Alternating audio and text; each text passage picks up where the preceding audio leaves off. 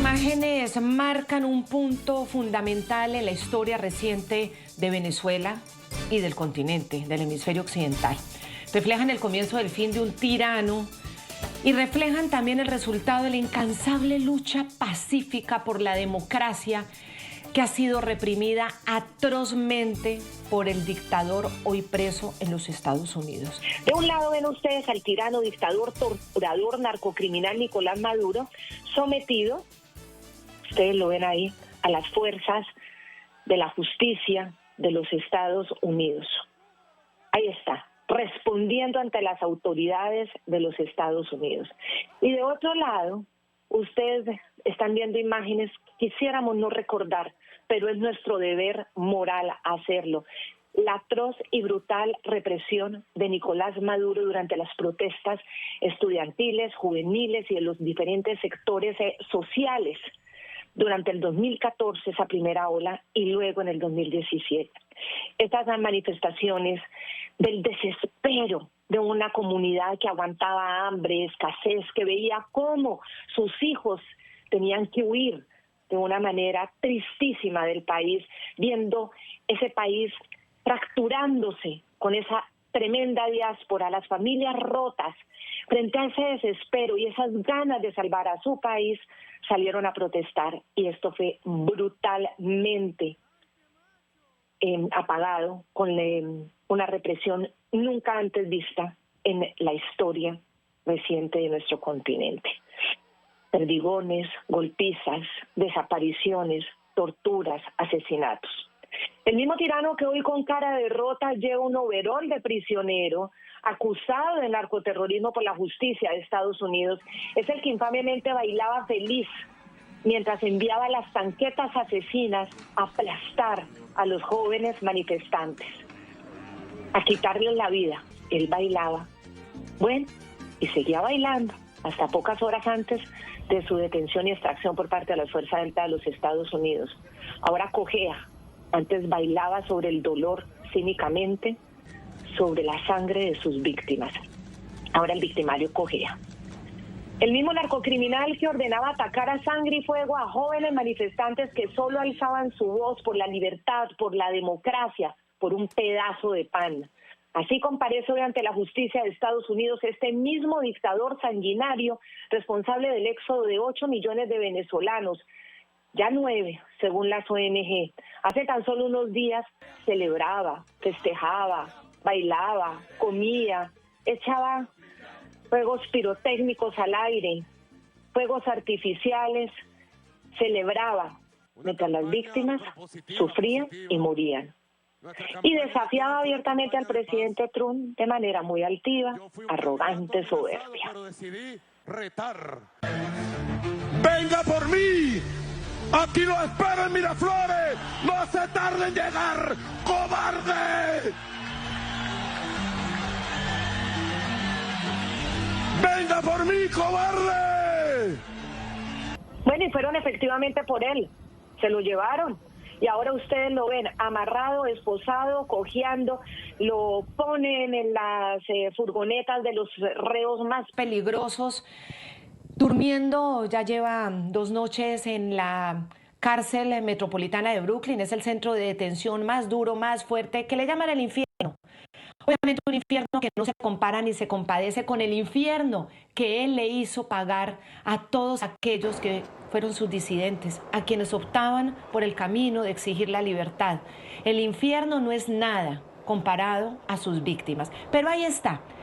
Y no queremos venganza, ha dicho el pueblo venezolano. No es venganza, es justicia.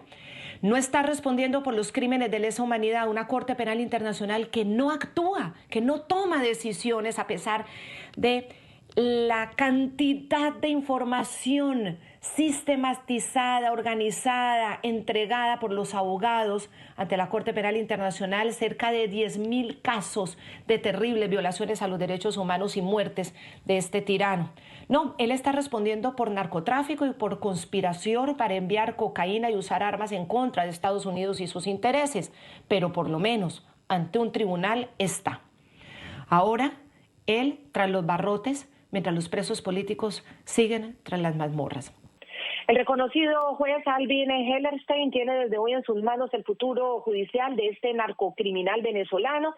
Deberá responder por diferentes cargos, entre ellos conspiración narcoterrorista, conspiración para importar cocaína, posesión de ametralladoras y dispositivos destructivos y conspiración para poseer estos dispositivos en contra de los Estados Unidos.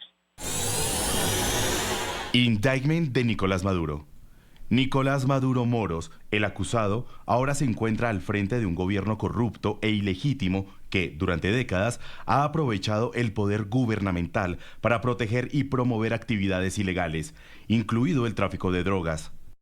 Ese tráfico de drogas ha enriquecido y afianzado a la élite política y militar de Venezuela, incluidos el ministro del Interior, Justicia y Paz, Diosdado Cabello Rondón, el acusado, y el exministro del Interior y Justicia, Ramón Rodríguez Chacín, el acusado.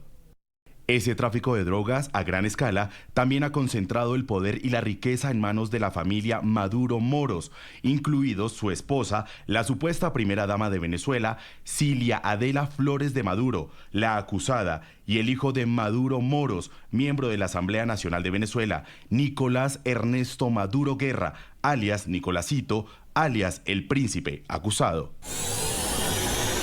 Y mucha atención, nuestra jefe de investigaciones del programa La Noche, Harry Hidalgo, ha logrado obtener en exclusiva esta solicitud, mucha atención, que le han hecho llegar las víctimas de la dictadura de Nicolás Maduro, las víctimas de los crímenes de lesa humanidad al Tribunal de Brooklyn, para que también sea juzgado por el delito de tortura y que sea tenido en cuenta todo el material probatorio de organismos internacionales por delitos de lesa humanidad.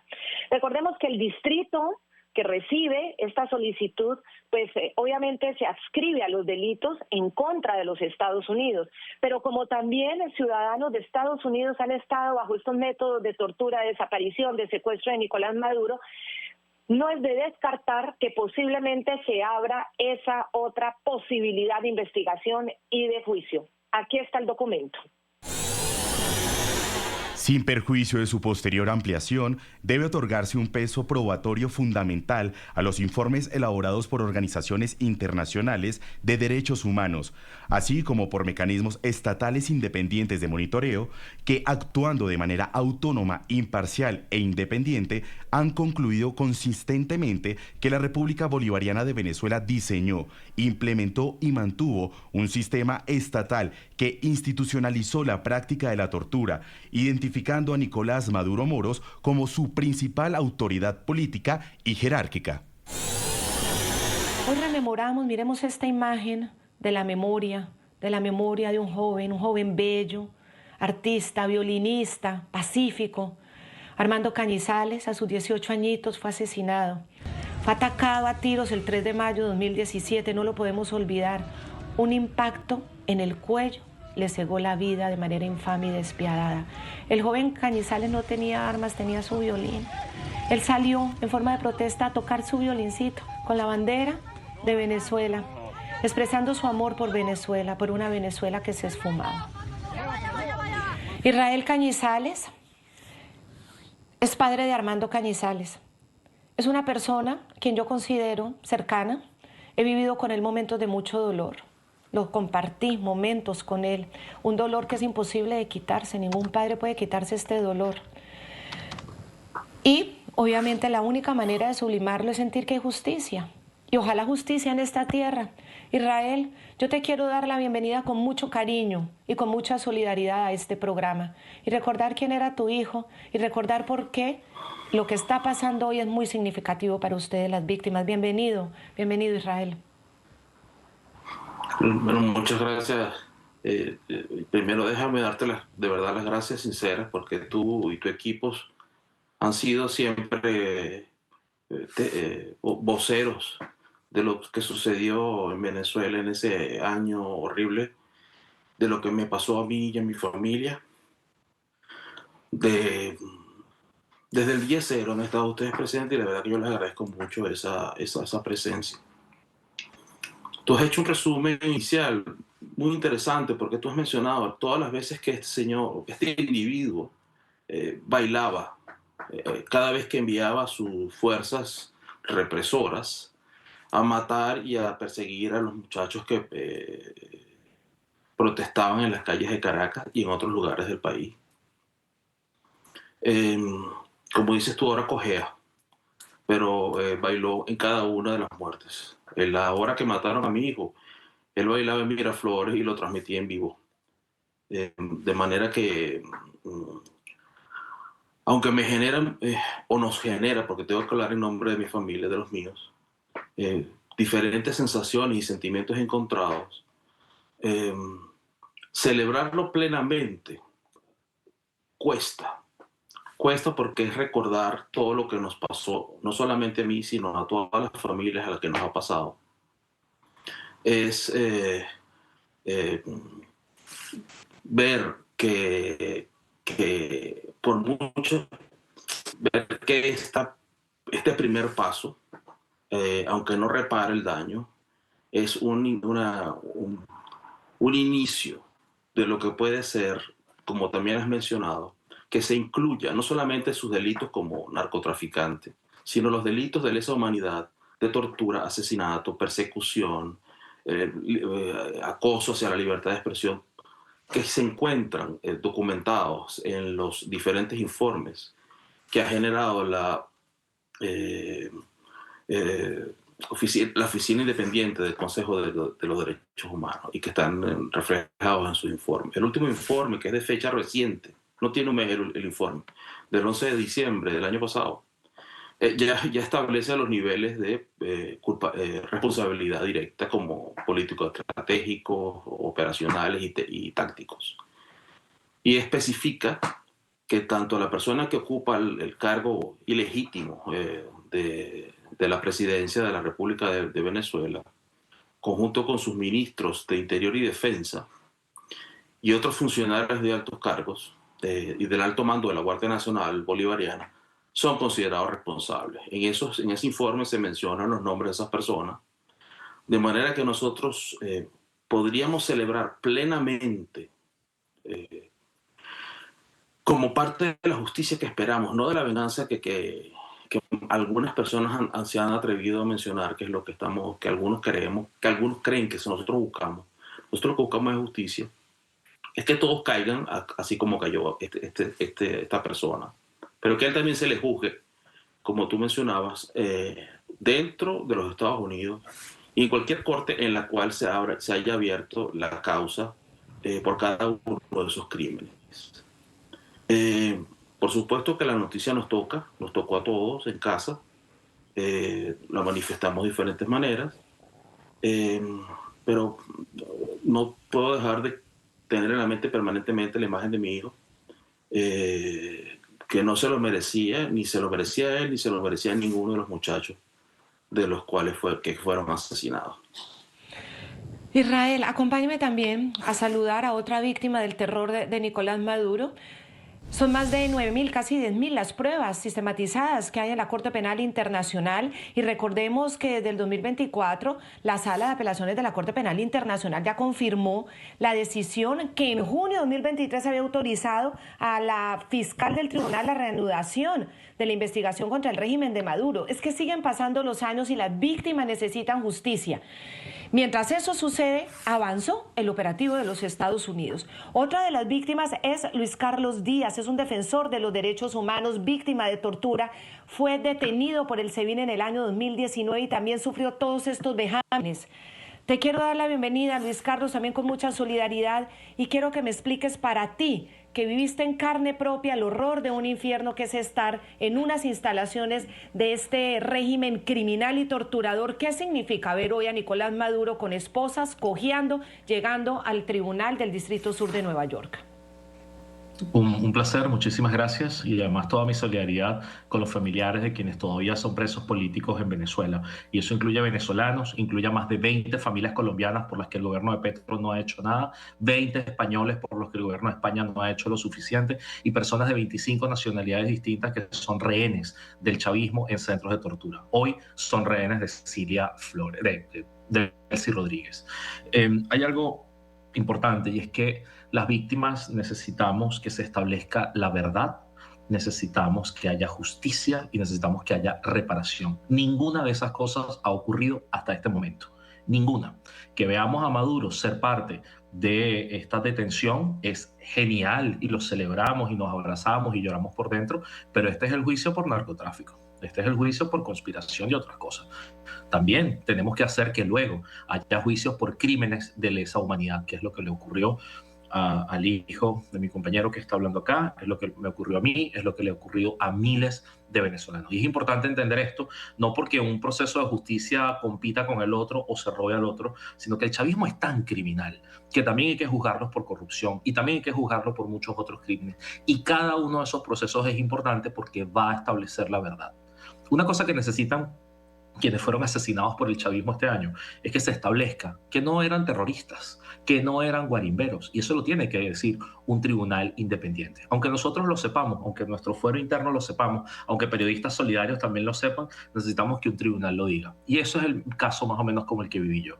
Yo fui detenido después de los 5 días de apagón del año 2019 y lo que quería el chavismo era que yo me incriminara como el culpable de esos apagones. Para eso me torturaron por horas, estuve encapuchado, viví privación sensorial, yo fui golpeado, yo fui asfixiado, a mí me hicieron horrores en esa sala de tortura con el fin de que me quebrara y grabara un video en el que yo me incriminara, imagínense eso, en hackear una central hidroeléctrica que se construyó en los años 70 y que no tiene computadoras. Así de ridículo es el chavismo y así de terrorífico es el sistema.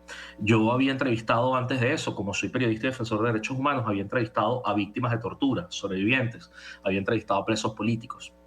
Y para mí fue terrible, pero al mismo tiempo como muy pedagógico, ir haciendo mi propio checklist, ¿no? Mi propia lista de decir, claro, esto fue lo que me contó fulano de tal que le hicieron, este es el método que le aplicaron a fulano, me están llevando para tal sitio. Yo nunca me imaginé en mi vida que iba a estar esposado, nunca me imaginé que me iban a tratar de formas humillantes, nunca pensé que me iban a llevar al helicoide, pero llegué al helicoide y conocí a decenas y decenas de presos que estaban viviendo cosas horribles y que pudieron contarme varios de esos episodios, algunos de ellos con los que hablé.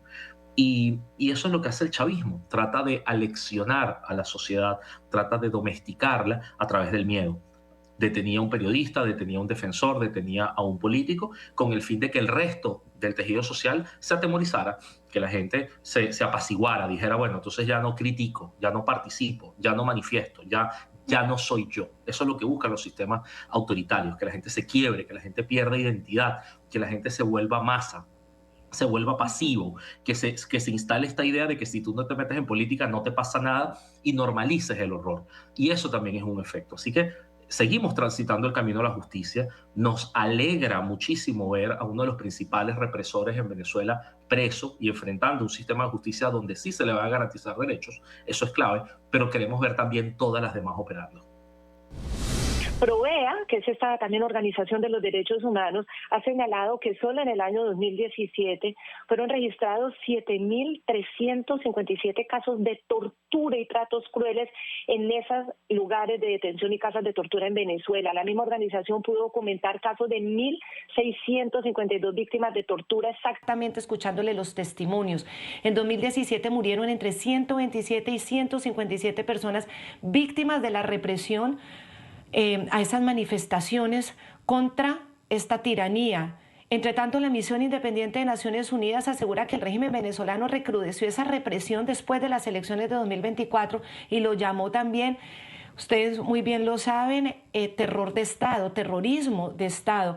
Luis Carlos, ahora Nicolás Maduro está siendo tratado como un reo, como un criminal, como es, y está llevado a una cárcel que es una cárcel fea de los Estados Unidos, una cárcel dura en los Estados Unidos, es una cárcel que no tiene las ventajas, sobre todo arquitectónicas, de cárceles más modernas, tiene barrotes oxidados, tiene una letrina fea ahí en el cuarto, y tienen un menú que el exsecretario del Tesoro de los Estados Unidos, Billingsley, mostraba, un pan con 3 salchichas, un menú muy elemental.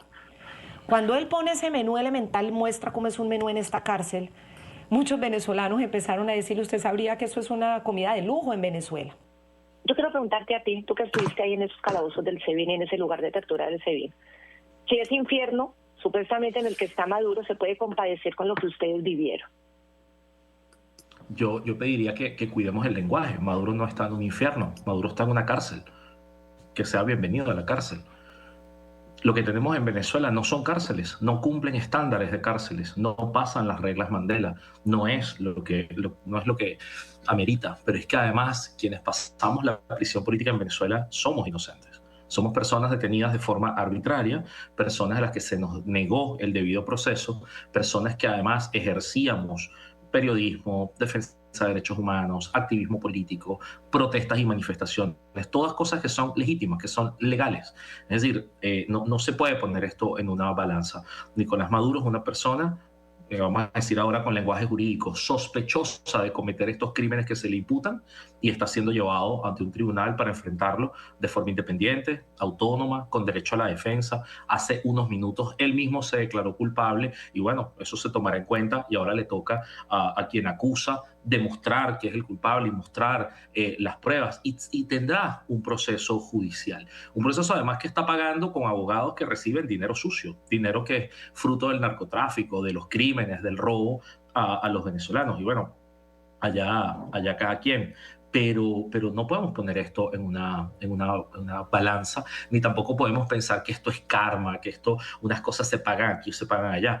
Nicolás Maduro está enfrentando un sistema de justicia. Él hizo las cosas suficientes para llegar ahí, se lo ganó, se lo trabajó, felicidades, pero también hay que recordar que tiene deudas con otros sistemas judiciales por otros crímenes.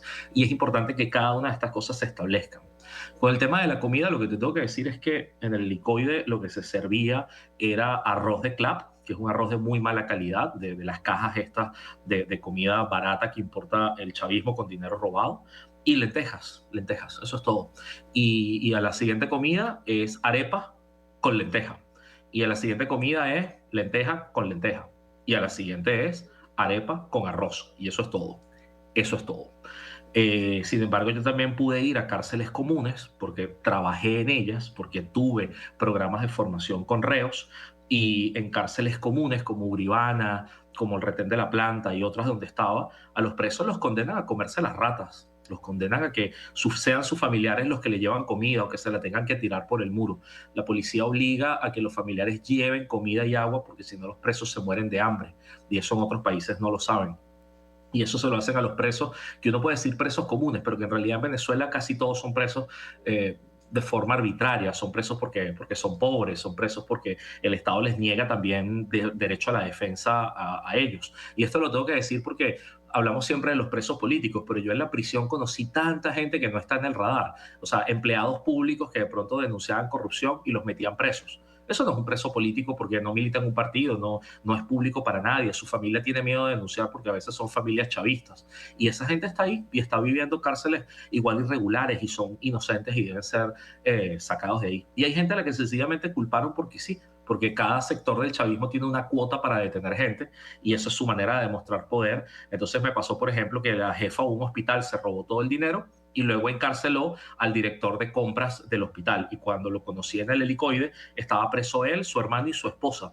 Todos juntos, además. La esposa estaba en la celda de enfrente. Y eso es un grupo familiar que el chavismo destruyó y el señor lo que era un gerente del hospital que su jefa se robó el dinero y que lo culpó a él. Y así como eso, hay miles de historias y en el chavismo las sabremos. Yo creo que vamos a contar más historias que muchos otros pueblos que han pasado cosas traumáticas. Pero yo creo que lo más importante de esto es que el mundo vuelva a poner los ojos sobre Venezuela y que incluso gobiernos aliados a Nicolás Maduro, como el de Gustavo Petro, el de Claudia Sheinbaum y el de Luis Ignacio Lula da Silva, tienen que ver cómo cambian un poco para no quedar tan expuestos en público, ¿no? Como cómplices de un narcotraficante. Y este punto lo quiero poner en la mesa porque es que por tanto tiempo las izquierdas internacionales no nos creían a los venezolanos, que es una vergüenza, una absoluta vergüenza, sobre todo porque andan con un discurso de superioridad moral, ¿no? De que ellos tienen la verdad y la vida, y frente a los asesinatos de manifestantes en Venezuela fueron absolutamente, vamos a decir, yo creo que cómplices del chavismo,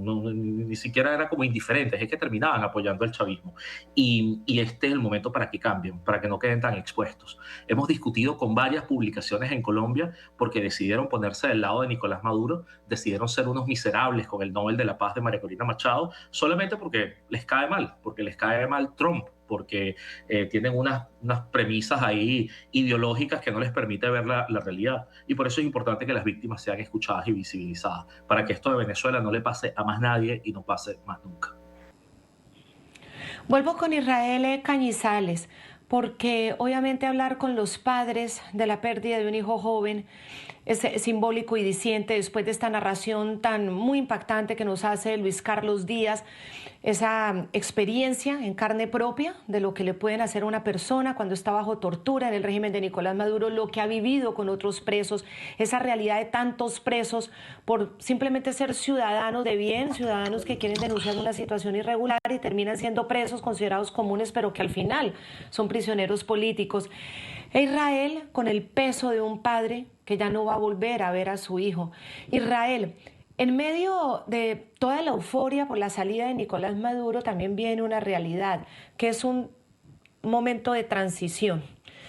Y es un momento de transición en el que todos tenemos fe en que Venezuela vuelva a convertirse en un país con libertades, con democracia y con sistemas de justicia que funcionen, con problemas como son los sistemas de justicia de nuestros países, pero al menos sistemas de justicia que tienen unos grados importantes, significativos de independencia frente a un ejecutivo. Frente a esas expectativas del cambio de rumbo del país, que el país logre salir del régimen, porque ahora está la cabeza del régimen tras unas rejas, pero el régimen sigue ahí sentado. ¿Cuáles son esas expectativas por la memoria de su hijo, por la memoria de Armando, por la memoria de este violinista cuya música no vamos a volver a escuchar? Mira, las expectativas hay que ser realista. Como tú dices, el régimen no ha caído, el régimen sigue allí. No solamente a nivel nacional, están las alcaldías, gobernaciones, todos los organismos penetrados. Hay tantos niveles que ha sido penetrado por la filosofía y el pensamiento del chavismo y sus derivaciones, más todo el tema del narcotráfico y los negocios que mantienen tantas personas en tantos niveles, en tantos lugares del país, que sin duda nosotros esperamos que el desarrollo de los acontecimientos permita volver a una normalidad dentro de lo que se supone debe ser un país con libertades democráticas y judiciales y de tribunales que permitan juzgar a cada uno en la medida de su responsabilidad y que le asigne las penas que le corresponden a cada uno de acuerdo con lo que está establecido en la ley. Eso es lo que nosotros pedimos, pero también somos honestos con nosotros mismos al decir que eso no es un proceso que veremos con prontitud, es un proceso lento, es un proceso que nosotros esperamos. En lo personal yo espero verlo antes de abandonar este planeta, antes de irme, antes de morir, antes de irme de la Tierra. Yo quisiera verlo, yo quisiera ver que cada uno pagara, ver cómo cada uno entra y cómo cada uno paga su delito, no solamente por el mío, sino por cada uno de los muchachos que fueron asesinados y de tantos otros que se han visto violentados, no solamente tanto presos como las propias familias. Las familias se han fragmentado, se han dividido. Eso es muy difícil de esperar que se recupere en corto tiempo. Eso va a pasar muchos años, va a pasar mucho tiempo. Nosotros queremos que se haga justicia. Si fuera pronto, para nosotros sería un alivio, porque como tú dices, nada de eso va a traernos ni a mi hijo, ni a ninguno de los hijos de las otras personas a las que se han visto en esta situación. Pronto tendremos no la ilusión, sino pronto veremos cómo se desarrolla este caso en particular. Y yo de verdad espero que esto prenda la mecha para que los otros cargos, los otros tribunales competentes comiencen a iniciar lo que corresponde. Ha habido una especie de inoperancia o negligencia de alguna manera con las cosas que se han venido haciendo relacionadas con todos los casos, pero sabemos que eso no va a solucionarse rápidamente. Quisiéramos verlo pero somos realistas, no va a pasar en corto tiempo. Continuamos con La Noche por NTN 24, el canal de las Américas.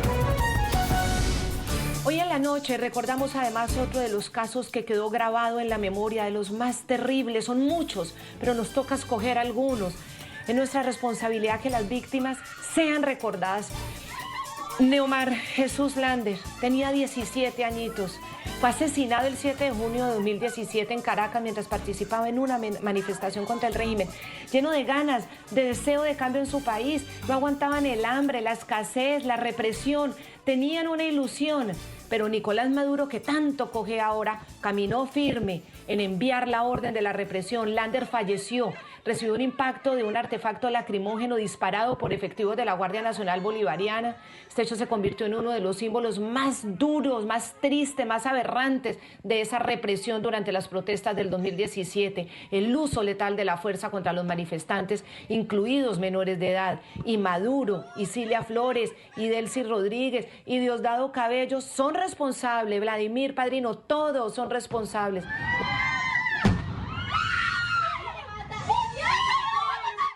Israel, usted ha hablado de su hijo, ha hablado de los otros hijos.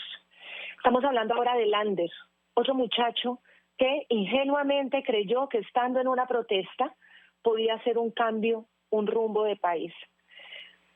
Para todos ellos, para todo el grupo, de todas las víctimas, el hecho de que Nicolás Maduro hoy ya no tenga libertad, ¿qué impacta? Porque una cosa es que esté respondiendo por sus crímenes o no, porque todavía por esto no está respondiendo como lo hemos dicho. Pero ¿en qué impacta, por lo menos en la psicología de quienes son víctimas? Sí, sin duda que verlo con las esposas, los grilletes en los pies y en las manos, verlo vestir ese mono pullover que lo identifica como un prisionero, puede ser el primero de una cadena de personas que deberíamos ver pronto, al menos en su misma situación, y a partir de allí estar pendientes, siempre atentos a que los procesos se realicen con todos los datos que existen en muchos lugares, que muchas personas que trabajan en el sistema penal y en el sistema de investigación ya poseen y que no pueden ser negados, independientemente de las estrategias que dentro del país han no permitido el acceso a información más detallada para enriquecer y completar los expedientes de cada caso. Ya existe suficiente información, suficientes testimonios y suficiente data para que cada una de esas personas que caiga en cadena, pues una cadena que debe comenzar. Comenzó el sábado, pero debe continuar para que cada uno realmente pague por lo que hizo. Porque la responsabilidad es compartida y la culpabilidad es de algunos tantos más que no son cara pública, pero que existen. Luis Carlos, quiero trasladarte la misma inquietud que yo la tengo después de pasar de esa manera tan aterradora por jornadas y jornadas de tortura en el SEBIN por cuenta del tirano Maduro y todos sus secuaces. El hecho de verlo en esta situación ya como reo, enfrentando a la justicia, y tras todos los traumas con los que queda una persona que pasa por episodios de tortura, ¿cuál es el impacto psicológico para ti? Por fortuna, gracias a amigos colombianos he podido trabajar estos temas, porque los colombianos han podido ser nuestros maestros en muchas cosas, ya que vivieron un conflicto. Algunos de ellos les han condenado a que haya impunidad, pero otros han visto la Jurisdicción Especial de la Paz como un buen instrumento. El tema de los traumas se trabaja, y para eso hay terapia y para eso hay acompañamiento. Pero el tema del daño que hemos sufrido y que todavía hoy sufren los presos políticos y por eso tienen que ser liberados, son cosas de las que no terminas de salir nunca. No significa que quedas incapacitado para la vida, pero claro que quedas rotito, claro que quedas con ausencias. Te pueden faltar hijos, familiares, pero también te faltan los proyectos de vida que te robaron, te faltan las cosas que no vas a recuperar, porque todos terminamos siendo distintos después de que los crímenes de lesa humanidad ocurren y son ejecutados. Es un daño que yo llamaría incluso intergeneracional, que va a afectar a la República, a todos nosotros de muchas maneras. Pero algo que hago para procesar esto es que trabajo con temas de justicia y derechos humanos. Me formo como puedo, leo como puedo, sigo los procesos como puedo. He ido varias veces a La Haya, he ido varias veces a la Corte Penal Internacional como periodista, como defensor, como víctima, y cuando los nombro los tres, porque he cumplido los tres roles en distintas instancias, y creo mucho en el proceso de la justicia universal. Yo sé que no está siguiendo los ritmos que todos quisiéramos, pero el caso venezolano casualmente es uno de los más rápidos en la Corte Penal y uno de los que cuenta con la sociedad civil más organizada, más exigente, más dinámica, y eso también es una maravilla. Si tienes ahí a un padre de una víctima, es porque es como una suerte de pirámide, donde así como él, abajo hay un montón de personas que todavía no hablan en medios, le cuesta, no lo han trabajado. Y lo mismo pasa por mi lado. Cuando hablo con otras víctimas de tortura, no todos pueden hablar, no todos tienen las herramientas psicológicas para hacerlo. Entonces uno dice, bueno, el que pueda, el que llegue, libra por todos y seguiremos adelante. Porque lo que ocurre con nosotros es que, así como la gente que trabaja violencia de género, mientras estés en el entorno tóxico donde está el agresor, no te sientes segura y no puedes hablar. Bueno, las víctimas venezolanas somos así. El bully sigue en el poder, porque el bully no es Nicolás Maduro, es el chavismo, es la dictadura chavista. Maduro está en una prisión y eso, insisto, es un gran alivio para mucha gente. Cilia Flores también, que es más peligrosa que Nicolás Maduro y de la que se habla poco. Pero que en Venezuela se mantenga Delcy Rodríguez y que la quieran blanquear cuando ella dirigió el SEBIN, que se mantenga Diosdado Cabello, Vladimir Padrino López y tantos perpetradores, y que además sigan teniendo el apoyo de otros gobiernos de la región como Sheinbaum, Lula y Petro, y nunca me cansaré de decirlo, es algo que nos impulsa a seguir luchando, nos impulsa a seguir exigiendo que haya justicia. Te repito esa idea, la sociedad civil venezolana es una de las más activas, por eso tenemos mecanismos de protección activos en la ONU, por eso se abrió el caso de la Corte Penal Internacional, por eso se llega a esto en Nueva York, porque mucha gente documentó estas cosas y mucha gente las llevó donde tenía que llevarlas. Y que se alinean los planetas pasa de vez en cuando, y nos pasó a nosotros, y no tuvimos que esperar muchos más años, y eso creo que es una maravilla. Hoy hay que exigir que los presos sean libres, es una cosa que es urgente. Pero mañana tenemos que exigir que todas las instituciones posibles que nos puedan ayudar, nos ayuden. ¿Y esta ayuda qué significa? Proteger más víctimas, proteger más familiares, procesar datos y poder encaminarnos en el rumbo de la justicia, que significa que se sepa la verdad, que se sepa lo que hizo el chavismo a muchos niveles, la forma en la que pervirtieron una sociedad, la forma en la que se robaron tantos recursos y no solamente fueron corruptos, sino que corrompieron a otros. Y por eso es que hay gente en Colombia y tantos países que sigue defendiendo el chavismo, porque recibieron dinero sucio, recibieron dinero robado, dinero que mató gente en Venezuela y son cómplices de esto. Así que mira, mientras haya una víctima venezolana viva y somos millones, habrá gente señalando, habrá gente exigiendo y habrá gente haciendo el trabajo para que otros sientan vergüenza y en algún momento sientan el peso de la justicia que Nicolás Maduro siente en estos momentos. Continuamos con La Noche por NTN 24, el canal de las Américas.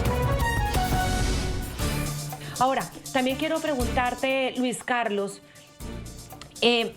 ¿cómo procesamos psicológicamente el hecho de que durante esta transición, o por lo menos en este primer periodo de estas horas, sea con Delcy Rodríguez, sea con otra de las cabezas de la serpiente del régimen, sea una de las responsables de toda esta tragedia de derechos humanos?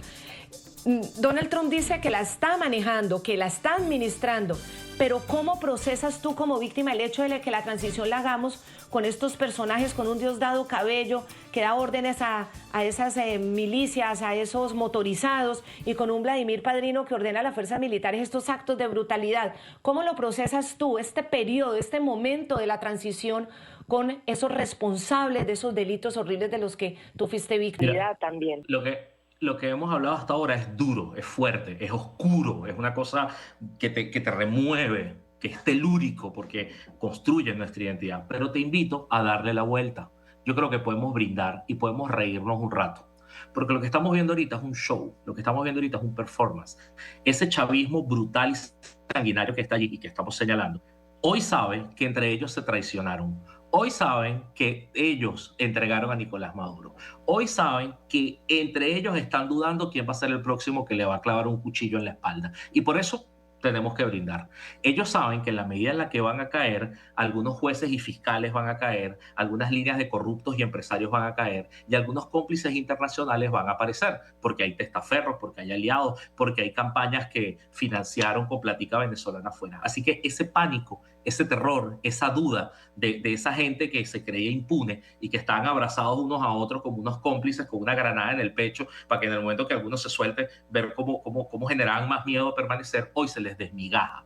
Entonces ahí hay que brindar y ahí hay que decir, señores, este pequeño logro se goza, aunque no haya cambiado el régimen. Porque si nos vamos por el lado oscuro, lo que vamos a aprender es a no gozarnos el momento. No vamos a ir por el lado de, es que todavía no ha caído la dictadura, es que todavía no sé qué. Y entonces nosotros mismos nos saboteamos un inmenso logro, que es que no tuvimos que esperar a que el dictador se muriera de viejo en su cama para librarnos de él. Es que se lo llevaron por crímenes que cometió. Entonces eso también ayuda.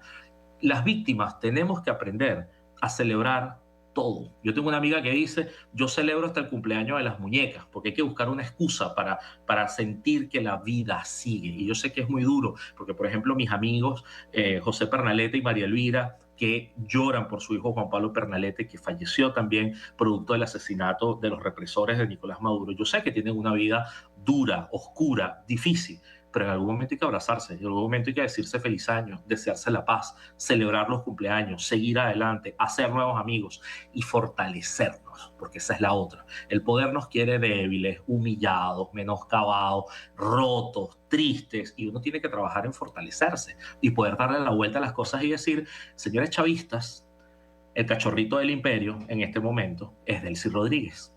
Señores chavistas, el títere de Donald Trump, el gobierno títere de los gringos, es el de Delcy Rodríguez. Vayan a ver cómo hacen los revolucionarios de Colombia, los mamertos de Colombia, los chairos de México y el montón de solidaridades automáticas socialistas con el chavismo, con ese hecho, el hecho de que el chavismo se traicionó a sí mismo y ahora está respondiendo a Donald Trump. Mucha suerte con eso. Nosotros escogimos a Edmundo González y María Corina Machado y seguiremos luchando hasta que ellos lleguen al poder y se haga de forma democrática y libre. Pero en este momento es un lío de la izquierda con la izquierda. Mucha suerte con eso y por eso brindemos un poco. Quiero preguntarte lo mismo, Israel Cañizales, víctima, padre de un hijo que no vas a volver a abrazar. ¿Cómo procesas el hecho de que sea Delcy Rodríguez quien esté en este momento liderando esa transición? Dice Donald Trump que bajo sus órdenes, bajo sus requerimientos. Desde el punto de vista pragmático político podemos entender, pero una víctima, ¿cómo siente este momento?